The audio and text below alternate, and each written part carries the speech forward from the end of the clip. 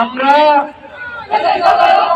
মূলত এখানে বসছি, আমাদের বসার কোনো এখানে ইচ্ছাই ছিল না, আমাদের ইচ্ছাই নাই যেখানে আমরা বসবো সাধারণ পাবলিক হয়রানি করবো, কিন্তু প্রধান উপদেষ্টা আমাদের আজকে এখানে বসাতে হাজির বাধ্য করেছে। আমরা এখানে বসে হয়রানি করতে চাই না। আর আমরা যাচ্ছে জুলাইয়ের রক্তের উপর তারা দাঁড়িয়ে আছে, অথচ জুলাইয়ের রক্তে তারা বেমানি করতেছে, এক প্রকার তারা বেমানি করতেছে। জুলাই সনদ নিয়ে এত তাল বানাতে আমরা চাইনি। আগে ওনাদের কাজ ছিল জুলাই ঘোষণাপত্র দেওয়া, সেই জায়গায় আজ 1 বছর পালিয়ে যাচ্ছে, তাও জুলাই সনদ দিচ্ছে না, বিভিন্ন ভাবে তাল বানাতে বিভিন্ন দল মত দিচ্ছে। আমরা কোনো দল মতে যাইনি, আমরা কোনো দল মতে নাই, আমরা চাই আমাদের অধিকার, এই 24-এর অধিকার। 24-এর কিন্তু আন্দোলন কিন্তু কোনো দলের জন্য হয় না, আমরা কিন্তু কোনো দলের জন্য হয়েছে হয় নাই, কিন্তু দলের ভিতর কারণে আমাদের ঘোষণাপত্র জুলাই সনদ দেওয়া হচ্ছে না। আমাদের অপেক্ষা করতেছে, 1 বছর হয়ে গেল, কিন্তু আমাদের জুলাই ঘোষণাপত্র জুলাই সনদ কিছু দেওয়া হচ্ছে না। আমাদের জুলাই ঘোষণাপত্র নিয়ে তার বানানো অনেক সমন্বয়কের পকেট ভারী করতেছে।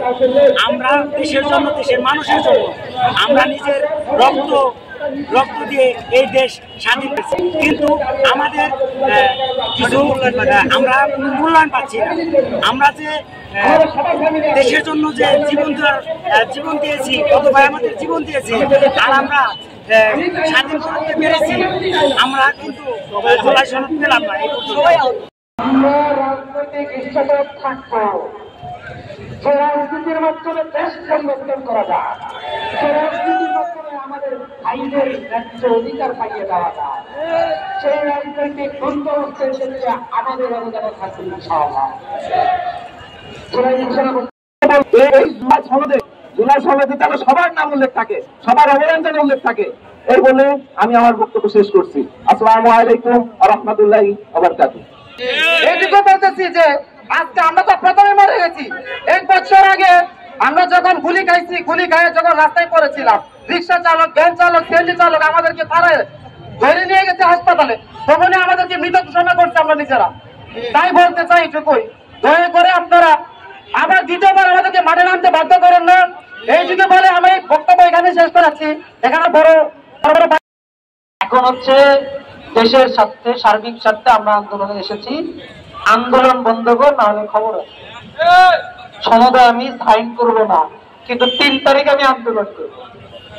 আপনি আমাকে বলেন, আমি সনদ দেখবো না, আমি সনদে সাইনও করব না, কিন্তু 3 তারিখ সনদের জন্যই আন্দোলন করব।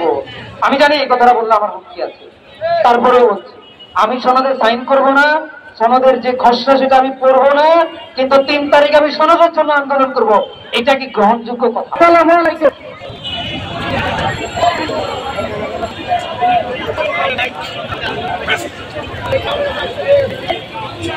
এই পর্যায়ে আপনি গুরুত্বপূর্ণ বক্তব্য পেশ করবেন।